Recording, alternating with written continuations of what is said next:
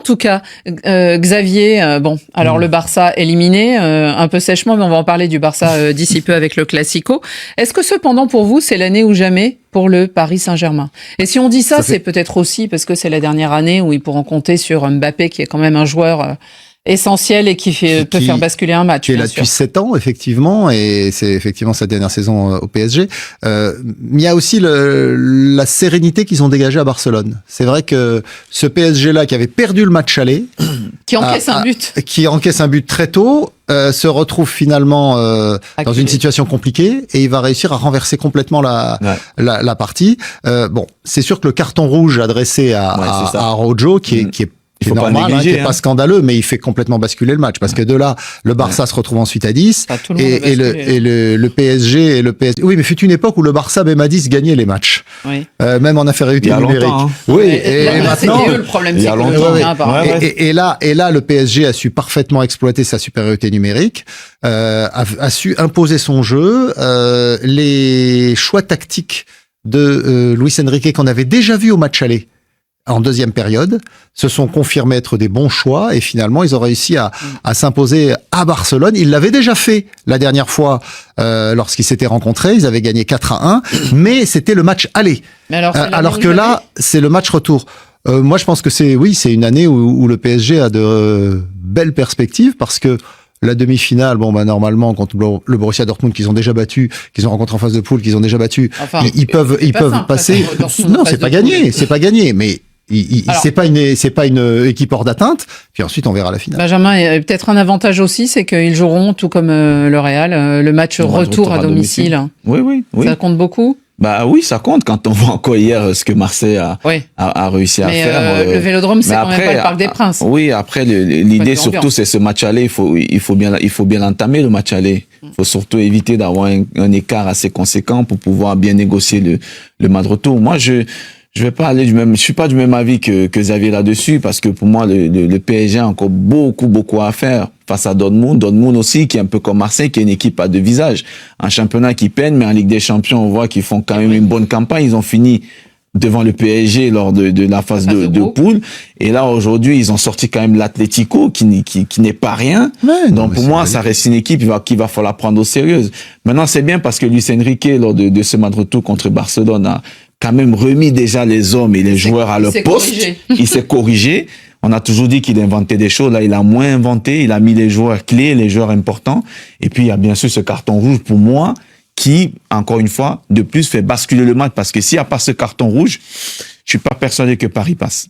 C'est ça, par rapport à la sérénité qu'évoquait Xavier. Cette sérénité avant le carton rouge, on l'a pas vraiment vu. On pensait les Parisiens, ils étaient vraiment dans une posture où on pensait que ils avaient très mal engagé ce match, et tout le discours de Luis Enrique sur le fait de dire on y croit, on n'a pas du tout douté. Sur le début de match, on avait l'impression que les Parisiens, ils y croyaient plus forcément, et par contre, à partir du moment où il y a eu le carton rouge et dans la foulée le but de Dembélé, là on a vu qu'il y avait de la sérénité, ils sentaient qu'ils allaient passer. Et aussi, ce qu'on a vu, c'est des leaders qui répondaient présents. Un joueur comme Marquinhos, dans des grands matchs, c'était souvent pointé. Là, il a vraiment joué comme un leader. Oui. Et puis Vitinha, et puis Barcola, et puis la relève peut-être. Rémi, comment est-ce que pour vous, les Parisiens iront jusqu'à la finale? Je découvre d'abord à Wembley, à Londres. Je découvre que vous avez regardé le match à la radio. Parce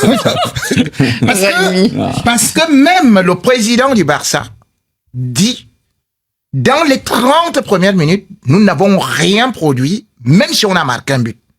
Parce que Lamine Yamal, c'est sur une contre-attaque qu'il fait une passe décisive, but. Entre-temps, c'est le PSG qui se créait les occasions.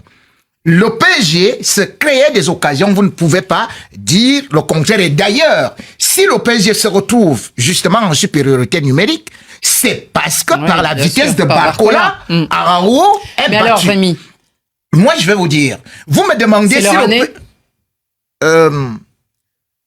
je vais prendre juste quelques statistiques. 2020, le PSG, sans Lionel Messi, est en finale. 2021, le PSG sans Lionel Messi atteint quand même demi-finale. La demi-finale. 2024. Messi arrive. Il se passe rien. PSG éliminé en 8e de finale. Donc c'est à cause de Messi, c'est ça? L'année suivante, PSG est éliminé en huitième de finale.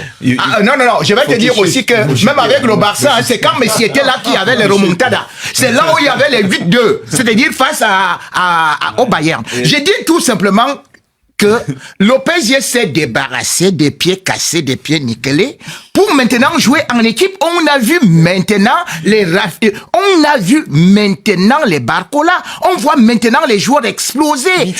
Les Vitinha, ils sont devenus des vrais joueurs qui ne pouvaient pas émerger tant qu'il y avait cela. Et il y a un proverbe africain qui dit une seule dent pourrie fait sentir mal la bouche. Maintenant, on s'est débarrassé des dents pourries. Voilà que le PSG peut arriver et va arriver en finale. Bon, donc traiter Messi de dents pourries, c'est délicat de la part de Rémi Ngono. Non, mais bien sûr, tout le monde sait. Xavier, en 3 mots ou 2, l'indice UEFA pour les clubs français, est-ce que c'est bon ce qui s'est passé hier soir? Très bon, parce que alors dans toutes les réformes qui vont arriver cet été, puisqu'on va avoir une nouvelle Ligue des Champions avec 36 clubs, avec plus de clubs pour les grands pays, il y a la France qui en aura normalement 4, dont un barragiste, mais peut-être même 5, parce que les 2 premiers au classement de l'année qui s'achève auront un club supplémentaire. Donc il y aura très vraisemblablement l'Italie, qui aura donc un 5e club, et soit la France, soit l'Allemagne. Pas l'Angleterre, probablement pas. Et donc la France peut espérer un 5e club. Et avec l'OM qui pourrait remporter la Ligue Europa, peut-être même un 6e. Vous voyez, on pensait que ce serait l'Angleterre qui aurait ses 6 clubs en Ligue des Champions la saison prochaine, mais peut-être, qui sait, peut-être la France.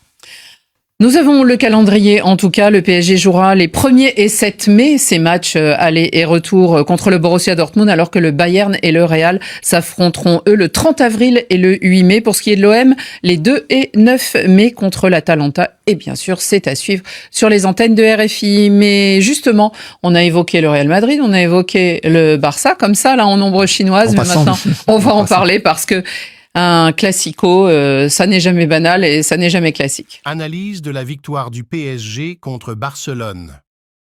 Le match retour des quarts de finale de la Ligue des Champions entre le PSG et le FC Barcelone s'est déroulé le mardi de la semaine dernière. Après une défaite au match aller, le PSG a su renverser la situation pour s'imposer avec brio. Voici les points clés de la victoire du PSG face au Barça. Offensive dynamique. Le PSG a montré une attaque explosive, notamment grâce à Ousmane Dembélé, Mbappé, qui ont su trouver le chemin des filets à plusieurs reprises. La capacité du PSG à lancer des contres fulgurants a été cruciale, mettant à mal la défense barcelonaise. Solidité défensive. Malgré quelques erreurs en défense lors du match aller, le PSG a su se ressaisir pour le match retour. La défense a été renforcée, limitant les opportunités de Barcelone de marquer. Milieu de terrain combatif. Le milieu de terrain a été le théâtre d'une bataille acharnée, où le PSG a su imposer son rythme. Des joueurs comme la Vitinha et Fabian Ruiz ont contribué à la récupération du ballon et à la construction du jeu. Analyse tactique. Luis Enrique, l'entraîneur du Barça, a tenté de prendre sa revanche tactique, mais le PSG, sous la houlette de son coach, a su s'adapter et répondre aux défis posés. Le PSG a profité de l'absence de match le week-end précédent pour récupérer et préparer une stratégie efficace. Daggerer. Conclusion. La victoire du PSG est le résultat d'une préparation minutieuse, d'une exécution tactique impeccable et d'une volonté de faire.